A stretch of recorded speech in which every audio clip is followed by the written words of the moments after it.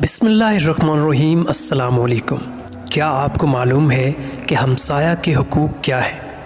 رسول اکرم صلی اللہ تعالیٰ علیہ وآلہ وسلم نے ارشاد فرمایا، جبریل امین علیہ السلام مجھے ہمسائے کے حق کے بارے میں اللہ عز و جل کا حکم پہنچاتے رہے، حتیٰ کہ مجھے گمان ہوا کہ ان قریب ہمسایہ کو وراثت میں حصہ دار بنا دیں گے۔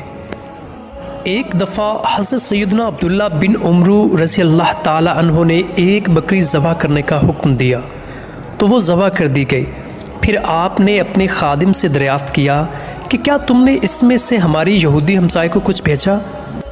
کیونکہ میں نے رسول اللہ صلی اللہ تعالیٰ علیہ وآلہ وسلم کو ارشاد فرماتے ہوئے سنا کہ جبریل امین علیہ السلام مجھے ہمسائے کے حق کے بارے میں اللہ عز و جل کا حکم پہنچاتے رہے، حتیٰ کہ مجھے گمان ہوا کہ ان قریب ہمسائے کو وراثت میں حصہ دار بنا دیں گے۔